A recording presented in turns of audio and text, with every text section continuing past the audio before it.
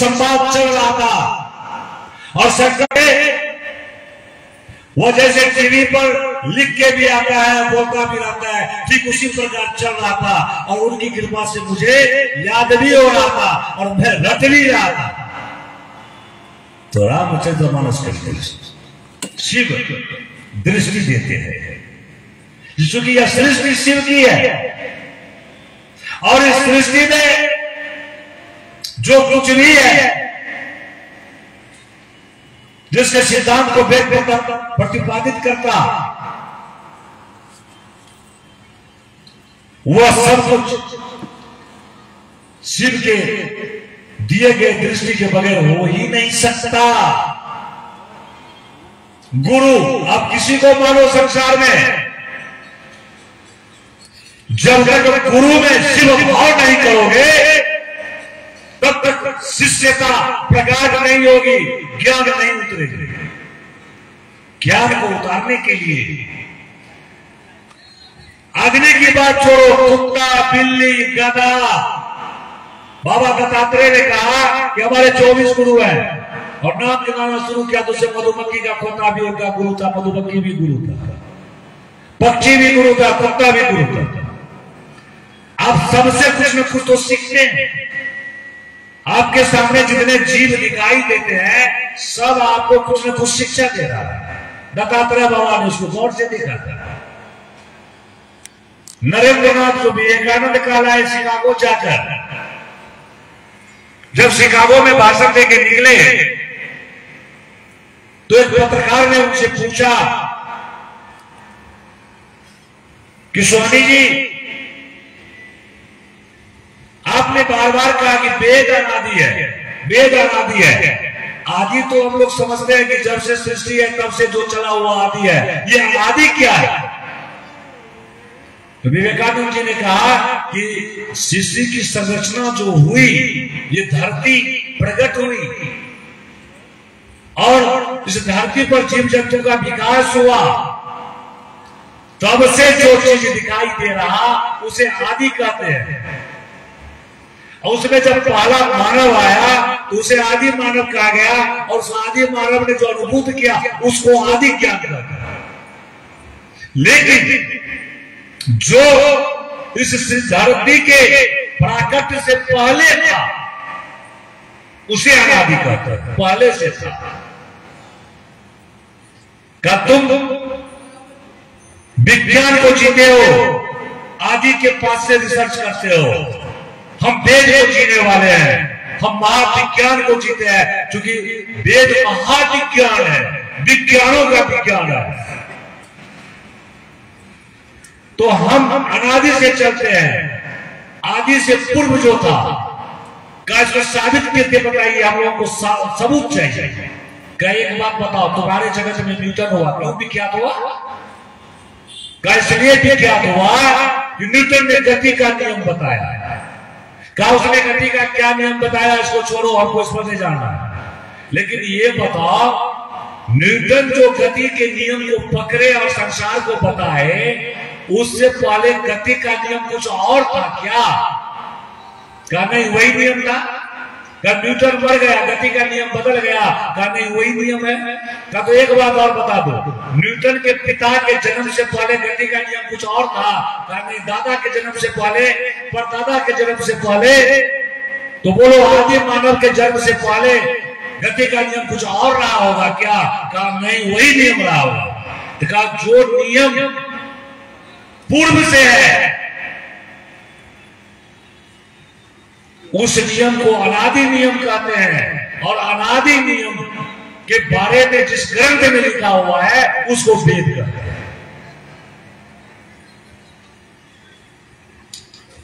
1 लाख ऋचाएं हैं, 1 करोड़ ऋचाएं हैं वेद में, और उस 1 करोड़ ऋचाओं में महज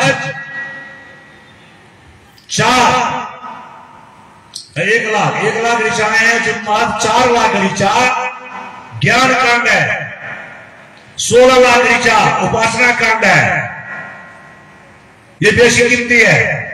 शेष 80 लाख ऋचा ये जो है कर्म कांड है। वेद की गहराई को समझना होगा।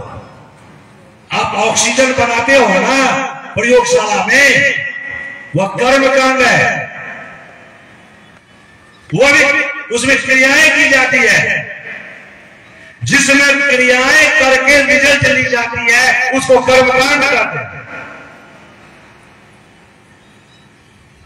आप कमीज पहने हुए हो, साड़ी पहने हुए हो, ये जो बनाया गया है ये रुई से बना है। रुई से इसको वस्त्र के रूप में ढालने में जितनी क्रियाएं की गई वह कर्मकांड है। कर्म करके रिजल्ट लेना कर्मकांड है।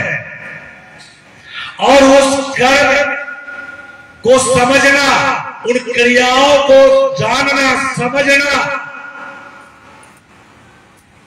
जिससे आप उस क्रियाओं को सीखते हो। रुई से वस्त्र बनाने में जितनी क्रियाएं हैं उसका ज्ञान जिस पुरुष के सानिध्य में रहकर आप लेते हो, उसके प्रति जो क्रियाएं आप करते हो वह उपासना है।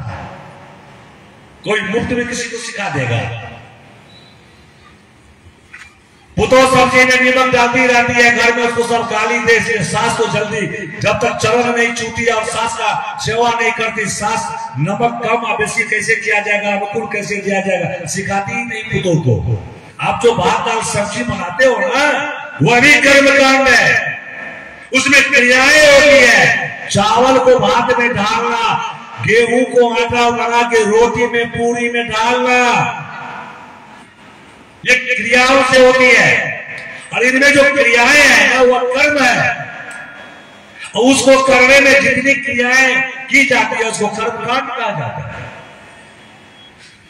तो इस सृष्टि में हवाई जहाज जो बना, रॉकेट जो बना, उपग्रह जो बना, मिसाइल जो बन रहा, उसमें जो क्रियाएं हो रही है वो भी कर्मकांड है। इसीलिए संसार में कर्म की महानता है, इसीलिए वेद में 80 लाख ऋचाएं सिर्फ कर्मकांड का, 80 लाख। और उपासना, हम लोग रमन भैया के सामने आते हैं, मुस्कुराते हैं, झुकते हैं, नमन कर लेते हैं, फिर उनके बगल में बैठ जाते हैं और उनका खुशामदी गप करते हैं, प्रसन्न हो जाते हैं। ये रमन जी को प्रसन्न करके, आपको प्रसन्न करके आपसे कुछ लेने की जो कला है उसको उपासना कहा जाता है, उसको उपासना कहा जाता है।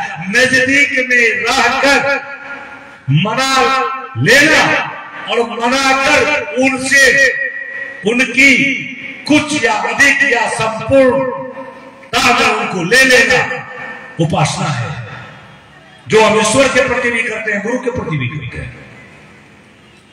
मंदिरों में बैठना, मूर्तियों के पास बैठना, फिर नमः शिवाय जपना, भगवती का मंत्र जपना, जिनका प्रतिमा है उनका स्मरण करना, राम राम जपना,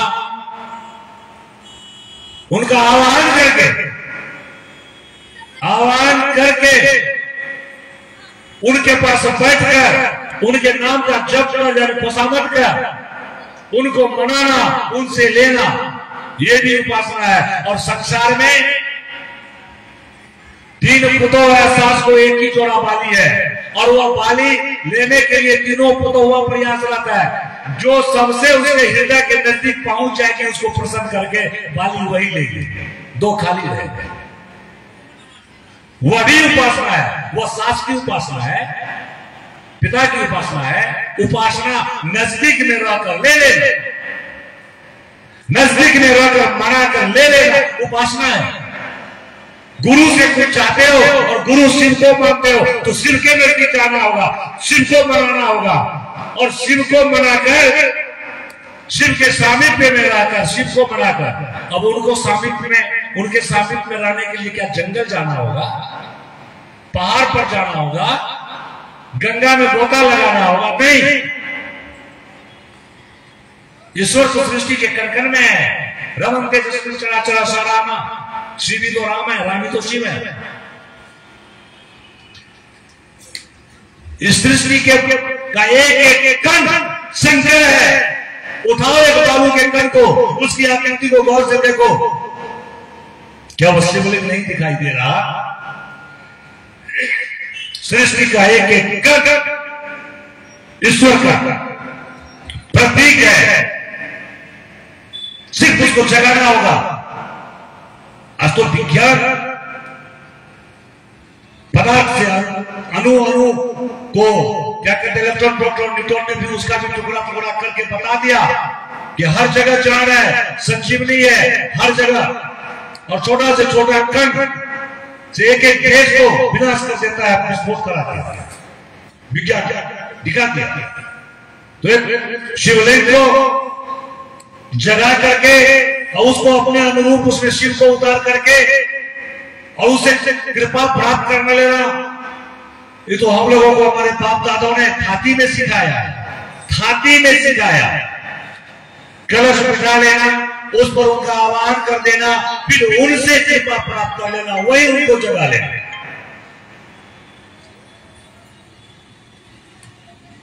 उपासना और ज्ञान के लिए ऋचाएं महज 4 लाख, उपासना के लिए 16 लाख। क्योंकि किसी को क्रिया मालूम है तो क्रिया मालूम है, कुछ बनाने की क्रिया जिसको मालूम है उससे उस क्रिया की जानकारी लेना है तो उसका खुशामद ज्यादा करना होगा। इसीलिए 16 लाख ऋचाएं वेद में है उपासना का। लेकिन जब वो देने लगेगा तो बहुत कम समय में उसके अंदर जो जानकारियां हैं आपको दे देगा। इसीलिए ज्ञान कारण में 4 लाख ऋचाएं हैं। वेद को जानो। हमने और इस्लाम में एक फर्क है। मुसलमान धर्म को जीने वाला, ईसाई धर्म को जीने वाला एक एक बच्चा शुक्रवार को लुंगी पहनने में, मुसलमान का एक ही बच्चा शुक्रवार को लुंगी पहनने में लज्जा नहीं करता नमाज पढ़ने के समय में, और जहां रहता है वही 5 वक्त का नमाज अदा करता है, चाहे सड़क पर करना पड़े। नौकरी करता है तो विद्यालय में करता है, कार्यालय में करता है, और सरकार बाध्य है उसको समय देना पड़ता है। ईसाई अपना पगड़ी और कतार नहीं छोड़ता और सरकार का कानून उसको बाध्य नहीं करता। लेकिन हम हिंदू, हम सनातनी, शिव को मानने वाले ऐसे हो गए नकल में का 1947 में देश को आजादी मिली, हमको तो नहीं लगता। इसलिए नहीं मिला कि अंग्रेज लोग चले गए, अंग्रेजियत का छाप, ईसाइयत का छाप ऐसा छोड़ गए कि आज व्यक्ति घर में पूजा के समय भी धोती पहनने में लज्जा महसूस करता है, और अगर कोई धोती पहन के निकलता है तो वो उसको 8वें आश्चर्य की तरह निहारता है, 8वें आश्चर्य की तरह निहारता है। पैजामा पहनना, पेंट पहनना शौक हो गया, वो फैशन हो गया, वो बड़प्पन का प्रतीक हो गया। 200 से ऊपर पैजामा, मेरा नया पैजामा घर में फेंका हुआ है, अब पहनने का मन नहीं करता, और पहन लेते हैं तो लगता है कि क्या करना। 50 को पेंट करा घर में फेंका हुआ है, अब पहनने का हिम्मत नहीं होता है। जब से संस्कृति को समझा, संस्कार को समझा, धोती खोलने का मन नहीं करता है। लेकिन विभूति जी धोती पहने हुए हैं तो इनको पेंट शर्ट वाले, पैजामा वाले लोग 8वें आश्चर्य से देखेंगे, देहाती का आश्चर्य है, ये देहाती का प्रतीक हो गया है। और पेंट शर्ट, पैजामा, कुर्ता ये मॉडर्न का परिचय हो गया। महिलाएं साड़ी पहनना छोड़ चुकी है। 80 बरस की बुढ़िया, 65 बरस की बुढ़िया वो पैजामा कुर्ती पहन के जब बाजार में चलती है तो 18 साल का छोरा धोखा खा जाता है, उसको लगता है गर्लफ्रेंड जा रही है, वो सिटी में जाती है। और महिलाओं को इसका समझ ही नहीं आ रहा कि ये वस्त्र उसे मार्केट में अश्लील दिखा रहा। उसके घर में उसके बच्चे जब उसको देखते हैं अचानक तो वो भ्रम में पड़ जाते हैं कि साली है कि मां है, साली है कि चाची है, धोखा खा। साड़ी आज विदेशी कल्चर के लोग साड़ी पहनने लगे। हम शिव के शिष्य हैं, हम सनातन संस्कृति को जीते हैं। शिव ने जिस संस्कृति को जन्म दिया उसे सनातन कहा जाता है। और सनातन संस्कृति को जीने वाले लोग अपने शरीर पर ईसाईयत और इस्लामिक युद्ध हो रहे हैं और कहते हैं कि हम शिव शिष्य हैं, हम सनातनी हैं, हम साधु हैं, हम संत हैं। खुला केस द्रौपदी का, द्वापर के अंत में जब द्रौपदी ने केस खोल दिया, महाभारत हो गया। विश्व में उससे बड़ा युद्ध कभी नहीं हुआ था, महाभारत नाम पर उस युद्ध का। अभी तो 80% नारियां केस खोल के ही चलती हैं, भर दिन केस खोल के रहेंगी, मंदिर में भी केस खोल के, पिता का पांव छुएंगी, ससुर का पांव छुएंगी तो भी केस खोल के, काका पर साड़ी लेके, माता पर ओढ़ने भी नहीं लेंगे। तो घर में महाभारत नहीं होगा। सास पुतों में, बाप बेटा में, पति पत्नी में अगर झंझट उतना तक ही सीमित है तो ईश्वर की कृपा है। अगल बगल से झंझट होके तुम्हारा काम का भरपूर जाना चाहिए, तुमको मर जाना चाहिए। क्योंकि केस खोल के, एक द्रौपदी केस खोली तो महाभारत हो गया। भारत का भविष्य विष्णु जैसा वीर गति को प्राप्त हो गया।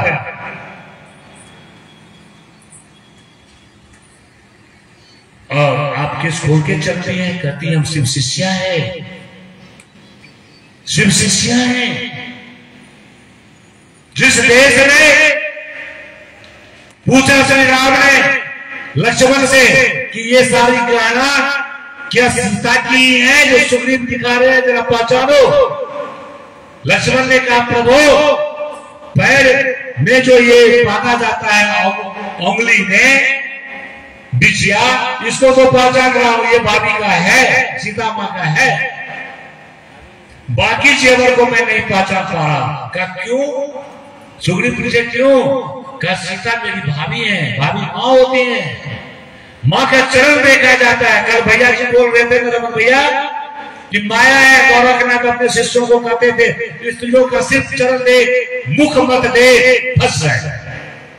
क्योंकि वह माया है, वह महामाया है, वह विशाल माया है, नष्ट करने वाली अपना माया है, बड़ा माया नहीं है, अपना माया है जो नष्ट करती है।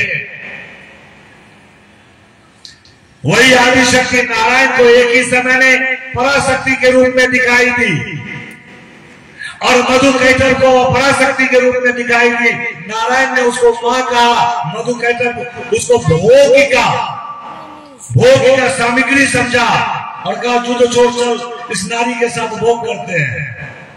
मां ने नारायण को आशीर्वाद दिया, मधु कैटर का बुद्धि भ्रष्ट किया और मधु कैटर नारायण के हाथ स्वयं ही अपने मृत्यु को मार दिया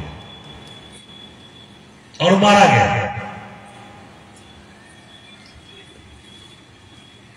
लक्ष्मण ने कहा मैं तो सिर्फ बिछिया को पहचानता हूं कि चरण छूता था।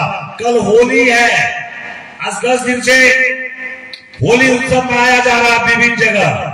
लोग हर साल इंतजार करते हैं कि भाभी के गाल में और अपने से श्रेष्ठ नारिया जो समाज की है, अमुक के पत्नी को तो अबीर लगा के गाल में छोड़ूंगा, इसी बहाने उसके गाल का स्पर्श कर लूंगा, उसके शरीर का स्पर्श कर लूंगा। होली का इंतजार होता है। हम कहते हैं हम शिव शिष्य हैं, हम कहते हैं कि हम संत हैं। शिव शिष्य संत होता है, संतता कहां है तुम्हारा? और चाहते हो गुरु कृपा कर दे। रावण जैसा भक्त है, जब पर नारी अपहरण का काम किया तो महादेव ने उसका त्याग कर दिया, महादेव ने उसका त्याग कर दिया।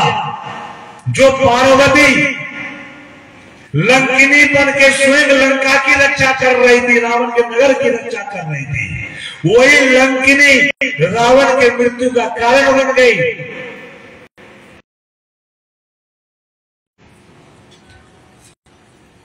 शिव शिष्य हो, कंगन धारित करते हो भैया, स्वयं को शिव कंगन कौन चीज है? कोई किसी का पति जिंदा हो, मांग में सिंदूर नहीं हो, चूंकि सिंदूर भी आजकल 10 टका में मिलता है और उसको 10 टका नहीं हुआ सिंदूर खरीदने के लिए मांग में नहीं लगाया, क्या उसे विधवा कर दोगे? तुम कंगन पहनो या ना पहनो, उसे कोई फर्क नहीं पड़ता है शिव शिष्टा। तुम शिव को गुरु रूप में स्वीकार कर चुके हो और शिष्यता को जी रहे हो, गुरु के प्रति समर्पणता दे रहे हो, तुम शिष्य हो। कोई विधवा पूरे नाम सिंदूर लगा ले, पति मरा हुआ है, क्या हुआ? नारी सधवा कहला जाएगी। किसी का पति जिंदा है, मांग में सिंदूर नहीं है, हाथ में चूड़ी नहीं है, क्या आप विधवा कह दोगे? जिस प्रकार पति ही सधवा और विधवा होने का अर्थ देता है, ठीक उसी प्रकार शिव के प्रति समर्पणता ही आपको शिव का शिष्य बनाता है। साहब स्वामी के चमचे, संजोयक मंजोयक, भैया भाऊजी, बाबा ढावा, किसी को अगर आप अपनी समर्पणता दे रहे हो, आप शिव के शिष्य नहीं हो।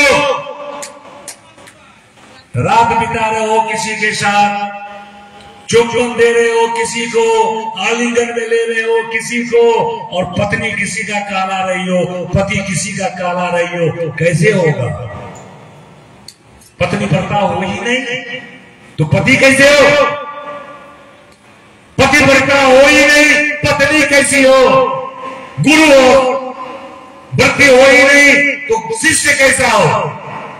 गुरु पर भरोसा नहीं कि गुरु देंगे, अरे जो महादेव सबको देते हैं वो तुमको नहीं देंगे। जिसने बाबा गौरक्ष को दिया, जिसने राजा वरदियारी को दिया, जिसने रामकृष्ण ठाकुर को दिया, जिसने लक्ष्मीनाथ गोसाई को दिया, जिसने बड़े बड़े भैयाओं को दिया, भौजियों को दिया, वो तुमको नहीं देंगे, वो तुमको नहीं देंगे। तुम्हारी समर्पणता कहां है? पति पत्नी के बीच में दूसरा मर्द घुसा, उसे भरुआ कहा जाता। पति पत्नी के बीच में कोई नारी घुस गई, ग्रहण लगाया दाम्पत्य जीवन को, उसे वेश्या कहा जाता। ठीक इसी प्रकार गुरु और शिष्य के बीच में कोई तीसरा घुसा हुआ है। हम हो, आप हो, कोई तीसरा हो, मरा हुआ प्रेत हो। महादेव और तेरे बीच में अगर किसी तीसरे की तस्वीर है तो तुम गुरु वर की नहीं हो। तुम अगर पुरुष हो, भरुआ शिष्य हो। तुम अगर नारी हो, बेसिया शिष्या हो। ऐसे शिष्य को, ऐसे शिष्या पर गुरु कृपा नहीं उतरेगी, गारंटी है। शिव की कृपा नहीं उतरेगी। सूर्य और अपने बीच में इस कृपाल को टांग दियो, तुमको सूर्य का किरण नहीं मिल रहा। बाहर निकलो, सूर्य का किरण सर्वत्र व्याप्त है। घर की खिड़कियां बंद कर लो, किवाड़ बंद कर लो, घर को दीवार से घेर दो। हवाएं तूफान का रूप क्यों न ले ले, तुझे तेरे शरीर को हवा का स्पर्श नहीं मिलेगा। खुले में आ जाओ, हवा ही हवा है, हवा ही हवा है। यहां के दीजिए, वहां जाकर लेने में समय नहीं है। हवा ही हवा है। मेरा बात समझ रहे हैं? महादेव को कण कण में देखना, महसूस करना शुरू कर दो। जहां हो वही नियम से, हृदय से, भाव दीक्षंति देवा, देवता भाव से मिलते हैं। देवता भाव से मिलते हैं, भावना से मिलते हैं। भाव दीक्षंति देवा। तुम मंत्र कितना शुद्ध पढ़ रहे हो, स्त्रोत कितना शुद्ध पढ़ रहे हो, तुम आरती शुद्ध गा रहे हो कि नहीं कर्पूर गौरम, इससे ईश्वर को लेना देना नहीं है। वाक्य दीक्षंति पितरा, वाक्य की स्तुति से मरे हुए पिता, पितामह, प्रपितामह, मातामह, प्रमातामह, पिता प्रमातामह, पिता प्रपिता, ये प्रसन्न हो गए। मरे हुए तुम्हारे पिता, बाप, दादा, परदादा, चाचा, परदादा आदि आदि। वाक्य दीक्षंति पितरा, लेकिन भाव दीक्षंति देवा। बहुत सुंदर श्लोक पढ़ रहा है। इसी कलयुग की घटना है, 1934 ईस्वी की घटना है। विंध्यवासिनी के मंदिर में उस समय बहुत छोटा जगह था, अब तो विख्यात जगह, बड़ा जगह हो गए थे। छोटा जगह था। तो विंध्यवासिनी मां के मंदिर में एक उसके बगल के गांव के रहने वाले ब्राह्मण डेली जाते थे, उनको दुर्गा पाठ सुनाते थे। एक बार नवरात्रा में आश्विन में काशी शहर से, काशी नगर से एक विद्वान ब्राह्मण सोचे इस बार मां विंध्यवासिनी के मंदिर में ही नवरात्रा करूंगा, दुर्गा पुस्तक लेके पहुंच गए। जब प्रतिपदा के दिन वो वहां पाठ करने पहुंचे तो देखते हैं कि एक ब्राह्मण पाले से बैठा हुआ है, अंदर में इतना ही जगह था उस समय कि एक व्यक्ति बैठकर पूजा कर रहा हो तो दूसरे व्यक्ति को जगह बैठ के पूजा करने का नहीं मिलता। वह बाहर इंतजारी किया, ये पाठ कर रहे थे, वह भी बाहर से सुन रहे थे, वह भी सुन रहे थे। जब वह पंडित जी पाठ करके बाहर निकला तो कहा आपको इंतजार करना पड़ा मेरे चलते, हमें दुख हुई, कल से मैं और समय सवेरे आ जाऊंगा ताकि आपके आने के समय में मंदिर फ्री रहे। आप कोई दूसरा व्यक्ति है मेरे जीवन में जो यह पाठ करने आया है। तो उस पंडित जी जो काशी से गए थे उन्होंने कहा कि भैया जी आप पाठ कर रहे थे मां के मंदिर में, एक व्यक्ति को पाठ करते देख मुझे बेहद खुशी हुई, लेकिन दुख एक बात का हुआ। कहा क्या? कहा आपका संस्कृत कमजोर है।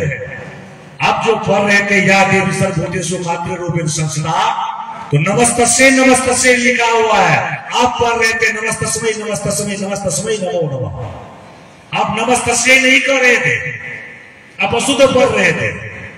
वो ब्राह्मण 14-15 साल पूर्व से ही पाठ कर रहा था, बहुत गरीब था, उसके मन में तत्काल भाव उत्पन्न लिया कि मैं अशुद्ध पाठ कर रहा था, इसीलिए मां की कृपा मुझ पर नहीं हुई। एक नवरात्रा का अनुष्ठान ज्योतिषी लोग करवा देते हैं पंडितों से, तो लोगों का कष्ट दूर हो जाता है। मैं 12 साल से 365 दिन पाठ करता हूँ, 40 नवरात्राएं एक साल में होती है और मुझ पर कृपा मां का नहीं हुआ। ओहो, मैं तो अशुद्ध पाठ कर रहा था, अब कल से पाठ करने नहीं आऊंगा।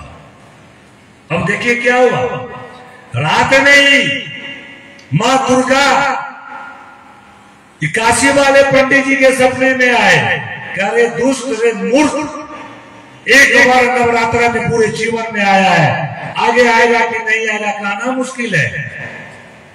बड़ा शुद्ध पड़ता है तुम, बड़ी विद्वता का दानी है तुमको, तुम सिर्फ मेरे नारी रूप को देखा है, कहने वाले मुझ में तुम्हें माता जो पिता कहते हैं, तुम नहीं समझा इस रहस्य को।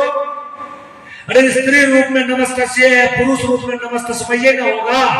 अगर वो नमस्तस्मै कह रहा था तो मैं शिव रूप में उसके नमस्कार को स्वीकार कर रही थी। मैं ही तो शिव हूं, मैं ही तो शक्ति हूं, मुझ में शिव ने भेद दिया। दाएं से देखोगे शिव नजर आएगा, बाएं तरफ से देखोगे शक्ति नजर आएगी। हम तो एक ही तत्व है। वह व्यक्ति सौगंध ले लिया है कल से पाठ करने नहीं आएगा मेरे मंदिर में। सुन, अगर वह कल से पाठ करने नहीं आया तो मैं तुम्हारे पूरे वंश को नष्ट कर दूंगी। मैं तुम्हारे पूरे वंश को इसी नवरात्रा में नष्ट कर दूंगी अगर वह कल पाठ रोक दिया। तुम्हारा ड्यूटी है उसको समझा के बुझा के पाठ करने के लिए लाना, क्योंकि वो 365 दिन जब मेरे मंदिर में कोई नहीं जाता वही आके बैठता है, अशुद्ध अशुद्ध जो भी पढ़ता मुझसे बातें तो करता है, मुझको समझता तो है, मेरी अर्चना तो करता है, मुझको एक जल एक फूल तो देता है, वही तो आता है।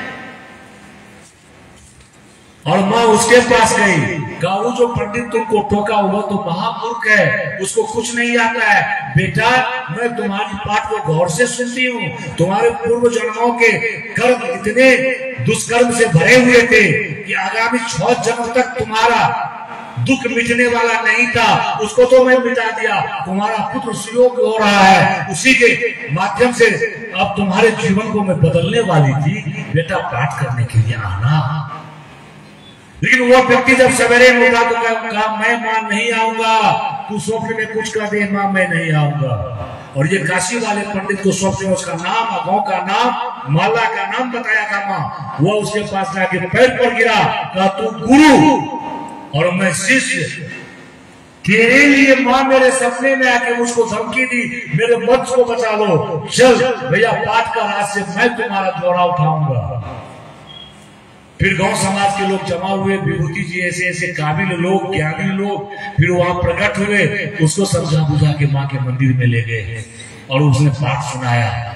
तो अगर शुद्धि से मां प्रसन्न होती तो उस पंडित को वह धमकी नहीं देती। 1934 की घटना है और 1936 का जो दुर्गा सप्तशती छपा हुआ है चौखंबा प्रेस का पुराना प्रति, उसको खोल के देख, उसमें भूमिका में यह घटना लिखा हुआ मेरे पास है, कहोगे तो भैया व्हाट्सएप पर भेज देते।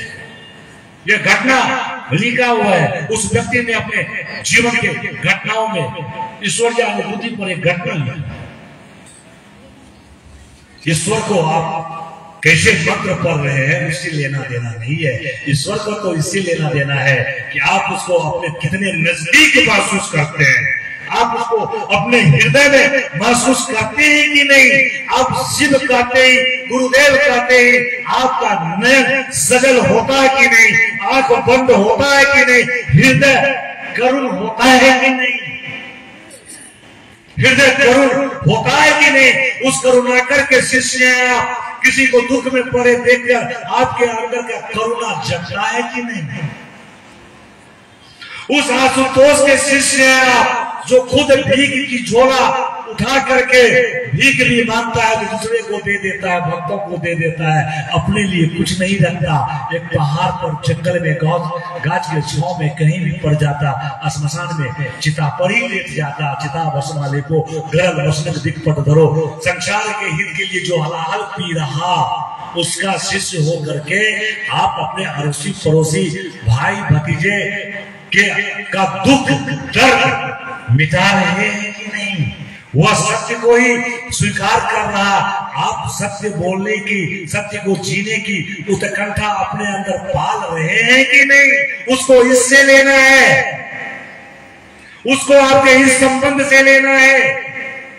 और इसमें कहीं मंत्र की आवश्यकता नहीं, कहीं तंत्र की आवश्यकता नहीं, इसमें सिर्फ भाव की आवश्यकता है, भावना की आवश्यकता है। भाव क्षमती देवा, देवताओं की प्राप्ति सिर्फ भावना से होती है।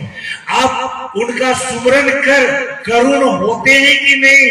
आप अगर रास्ते से गुजरते हैं और किसी जगह उनकी आरती गाई जा रही है तो जैसे राष्ट्र गान जब गाया जाता है जनगण मन, और कोई रास्ते से गुजरता है तो जिसको समझ लिया है भारतीय नागरिक को, वह वही सावधान की मुद्रा में खड़ा होकर ऐसे सैल्यूट दे देता है। जब तक वह गीत समाप्त न हो जाए, वह गान समाप्त न हो जाए जनगण मन, तब तक कदम नहीं बढ़ता है। ठीक उसी प्रकार आप जब रास्ते से गुजरते हैं तो किसी के आंगन में आरती होता है, वह आवाज सड़क पर आ रही है कर्पूर गौरम करुणा अवतारण की या महादेव के किसी भजन से गाए जाने वाले आरती की, ओम जय शिव ओंकारा, हर शिव ओंकारा, यही गाया जा रहा है। आप उसके मंदिर को देखकर शीश झुकाते हो कि नहीं, आपका कदम रुकता है कि नहीं, मोटरसाइकिल में ब्रेक लगता है कि नहीं, कार के ब्रेक लगता है कि नहीं, हृदय उनके दर्शन के लिए हाहाकार मचाता है कि नहीं, आंखें बंद होकर के शीश झुकता है कि नहीं। उनको इससे लेना देना है, उनको इससे लेना देना है। गंगा नदी में गंगा नहाने से अगर शिव की कृपा हो जाती, सुल्तानगंज से कांवर उठा के बैद्यनाथ पर रिसाल करने से, अगवानी से, मुंगेर घाट से कांवर उठा के सिंहेश्वर बाबा, तिलेश्वर बाबा, मटेश्वर बाबा को चढ़ाने से अगर शिव की कृपा होती, शिवत्व मिलता, तो किसी कांवरिया का बेटा आवारा ही नहीं होता। खुद उसके संस्कार बदल गए होते, शिवत्व आ गया रहता, आंखों में एक अलग ही आलम रहता, वाणी में एक अलग ही मधुरता रहता, हास्य में एक अलग ही चमक रहता, किसी को आकर्षित करता। अगर इससे हो जाए तो गंगा में रहने वाले सोए से नकार मकार अभी तक मुक्त हो गया रहता। उसके लिए शिवलोक से नंदी जी आ गए रहते, विमान लेके ले गए रहते। जो भैंस डेली गंगा में पानी पीती, गंगा किनारे के लोग जो डेली गंगा के पानी से पैखाना भी साफ करता और गंगा में तैराकी करता। हम आप जो गंगा घाट जाते हैं वहां जो 10-20 टका गंगा में फेंकते हैं कि प्रसाद चढ़ाते हैं, चुंबक रस्सी में बांध के गंगा में भर दिन डुबकी लगाकर उस पैसा को बेचने वाला सारा लोग कैलाश चला गया रहता, सभी 36वां बाबा बन गए रहते, उनकी मुक्ति हो गई रहती, गंगा किनारे प्रेम नहीं मिलता, नहीं, उससे नहीं होने को है। चेतना में जब जागृति होती है और बोध के साथ गंगा को सुमरा जाता है तो मन चंगा तो कटौती में गंगा है रे रायदास, है रे रायदास। दो व्यक्ति का जान बचाने के लिए उस कठौती में जिसमें वह चमड़ा को काटने वाला हथियार को पिलाता था और जूता चप्पल बना के चमड़ा के जूता चप्पल को साफ करता था, उसी कटौती से गंगा को प्रकट कर कंगन निकाल के जान बचाया था। गंगा अगर बोध है गंगा की, गंगा के रहस्य को जान रहे हो, गंगा के महत्व को जान रहे हो, तब गंगा में नहावे तो गंगा मुक्ति देगी। तब तो चापाकल के पानी से गंगा प्रकट हो जाएगी, घर के कुएं के पानी से गंगा निकल जाएगी। शिवलिंग पर जल चढ़ाते हो, वह जल बहता है, शिव के जटा से जब गंगा निकलती है तो क्या वह नीर गंगा जल नहीं है? ये बोध कब होगा? ये बोध कब होगा? शिव के परिवार का आचरण नहीं आया। शिव गृहस्थ हैं, हम आप भी गृहस्थी में हैं और शिव ने गृहस्थी में दिखाया पति पत्नी में प्रगाढ़ प्रेम होना चाहिए। पति पत्नी की छाया है। एक व्यक्ति गया था बाबा कबीर के पास, कहा बाबा हमको शिष्य बना लो। कबीर जी मुस्कुरा दिए, कहा शिष्य बनाने का कारोबार नहीं करते हैं, ये व्यापार हम नहीं करते हैं भैया, आगे देख। लेकिन वह व्यक्ति पीछे पड़ गया। कबीर उसको कहता रहा ये व्यापार ये बिजनेस में नहीं करता, चेला बनाने का भैया, आगे देख आगे देख आगे देख। एक दिन कबीर गुनगुनाया, परमात्म गुरु निकट विराजे, जाग जाग मन मोरे। परमात्मा रूपी गुरु हम सबों के सामने विराज रहे हैं, अपने मन को तो जगा, गुरु सामने मिलेंगे। वो वही कहना चाह रहे थे। फिर एक दिन वो गुनगुनाए, अपन घट दिया ना मारू ना, नाम का तेल रूप का पाती ब्रह्म अग्नि उदगारू ना। रे मानव, अपने घट में दीप जलाओ ना, यानी इस घट के अंदर जो प्रकाश को उत्पन्न करो ना, प्रकाश को उत्पन्न करो ना।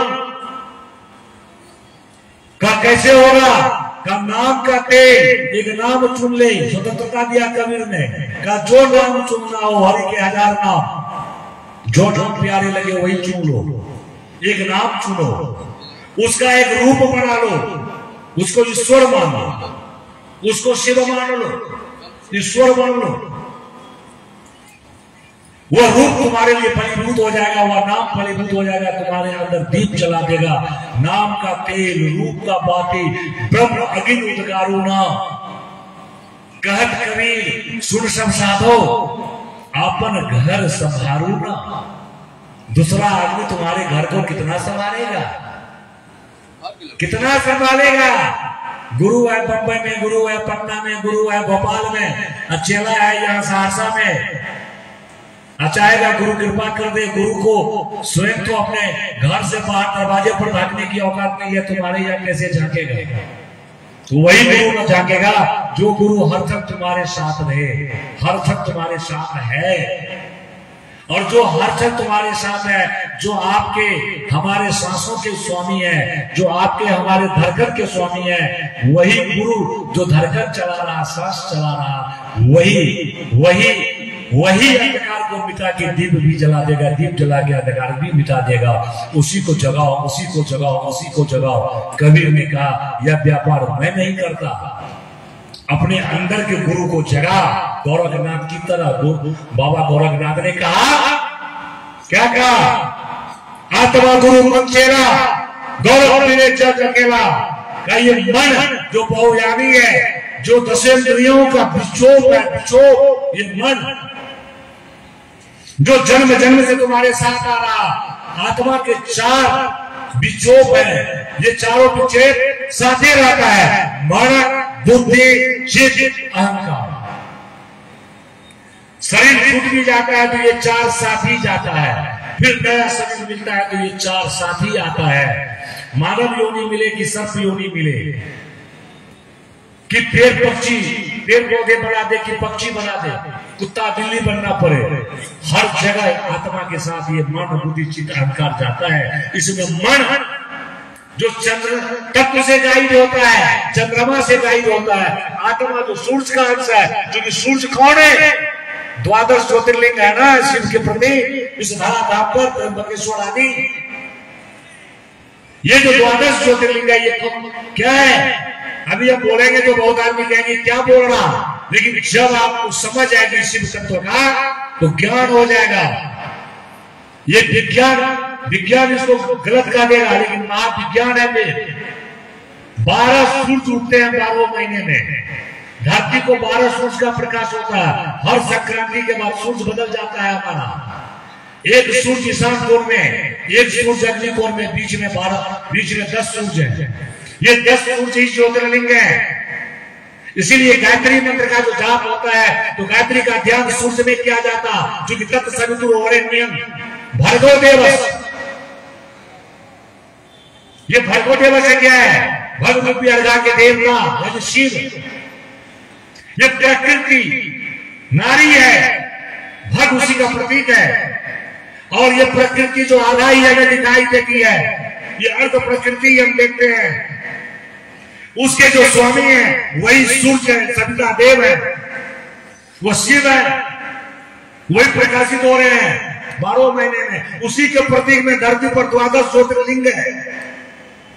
ईशान से अग्नि कोण, ये 12 सूर्य।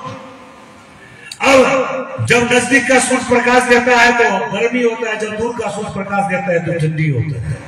बस इतनी बात है। लेकिन अभी विज्ञान कहता है कि हमारा एक ही सूर्य है जिसके चारों ओर धरती चक्कर काट रही है। अभी विज्ञान वहां तक नहीं पहुंचा है, लेकिन धीरे धीरे विज्ञान जा रहा। पहले विज्ञान को अचंभा लगता था वैज्ञानिकों को पुष्पक विमान का नाम सुन के, अब तो ढेर सारा विमान बन गया। पहले ऋषि लोग ग्रह पर जाते थे, आते थे, ग्रहों से बात करते थे, बड़ा अटपटा लगता था धरती के लोगों को। अब आपका चंद्रयान और चंद्रमा पर मंगलयान भी छूट गया, कहाँ आप जा रहे हैं, ग्रह पर जाना शुरू कर दिए। अभी वहां के रहस्य से पूरा अवगत नहीं हुए। विज्ञान महाविज्ञान की ओर अग्रसर हो रहा है, अग्रसर हो रहा है। यहां से बाण मारता था तुलिर से निकाल के, शत्रु को मार के बाण राम के तर्कस में वापस आता था, अर्जुन के तर्कस में वापस आता था, सुनने में अटपटा लगता था। अब आपका मिसाइल जो है, आप क्या कहते हैं, रॉकेट दाग देता है आपका मिसाइल और वापस चला आता है। शुरू हो गया ना। अभी उतना पतला नहीं बना है जो कंधे पर लेके चले और हनुमान की पूंछ की तरह वह महायज्ञ जो लंका को जला दे, फिर पूंछ में सिमट जाए, पूंछ की आकार का बन जाए, वह यंत्र नहीं बना। हनुमान बंदर नहीं थे, हनुमान के पास वह एक महाविज्ञान का रिसर्च यंत्र था। जानिए तो ये जो भार्गव देव है ना, तो प्रकृति के पुरुष शिवलिंग है, प्रकृति से पुरुष। तो भार्गव देवस्य सूर्य में ध्यान होता है गायत्री मंत्र का, और उसको धीमहि कहा जाता है। धी मतलब बुद्धि के धारक। बुद्धि के धारक कौन होंगे? ज्ञान ही न होगा। और ज्ञान कौन है? विशुद्ध ज्ञान अध्याय अपनी बेटी चक्षु से। शिव ही तो विशुद्ध ज्ञान है, शिव ही तो विशुद्ध ज्ञान है। रहस्य को समझिए। और बुद्धि ही तो पार्वती है। यह देवी सर्वभूतेषु बुद्धि रूपेण संस्थिता चेतयति विद्यते। विद्या रूपेण सब तो उन्हीं को कहा गया। 10 महाविद्या के रूप में तो पार्वती माई में प्रकट हुई हैं। काली, तारा, त्रिपुर सुंदरी, भुवनेश्वरी, भैरवी, छिन्नमस्तिका, धूमावती, बगलामुखी, मातंगी और कमला के रूप में कौन है? मां पार्वती ही तो है इन तमाम रूपों में, और शिव ही तो इन तमाम रूपों में भैरव बने हुए हैं। रहस्य को समझना होगा, और रहस्य को समझने के लिए चिंतन में उतरना होगा, स्वाध्याय में जाना होगा, स्वचिंतन करना होगा। स्वचिंतन चिंतन करना होगा, एक एक वचन पर चिंतन करना होगा। प्र मतलब दूसरा, वचन मतलब वाणी, दूसरे के वाणी को सुनकर हूबहू पद जियो। स्वाध्याय करो। मुसलमान स्वाध्याय करता है तो अपने धर्म के प्रति कट्टर है, ईसाई स्वाध्याय करता है तो अपने धर्म के आचरण के प्रति कट्टर है। हम आप स्वाध्याय ही नहीं करते, गीता भी नहीं पढ़ते। बाप मां मर जाए तो गरुड़ पुराण सुन लेते हैं, अंतिम पढ़ना मुनासिब नहीं समझते। शिव को गुरु माने, शिव पुराण पढ़ना नहीं चाहते। अरे अब तो हिंदी में भी उपलब्ध है, संस्कृत का हिंदी करके दिया है, पढ़ो तो। शक्ति पुराण को पढ़ो तो, स्वाध्याय करो, स्वचिंतन करो, तब दूसरे की वाणी पर चिंतन करने की क्षमता से वो छन के आएगा। और याद रखो, पानी पीना चाहिए छान के, और किसी की वाणी स्वीकार करनी चाहिए पूरा जान के। और पूरा जानने के लिए पढ़ना होगा पुस्तकों को, ऋषि मुनियों की वाणी को। ऋषि मुनि तुम्हारे शत्रु नहीं है, हमारे तुम्हारे बाप दादा ही हैं, बाप दादा ही हैं। वो ऋषि, वो मुनि, वशिष्ठ जी, विश्वामित्र जी कि काश्यप जी हमारे आपके गैर नहीं है। आज भी गोत्र चलता है उनके नाम पर, कौशिक गोत्र, काश्यप गोत्र, शांतिल गोत्र, ये सब क्या है?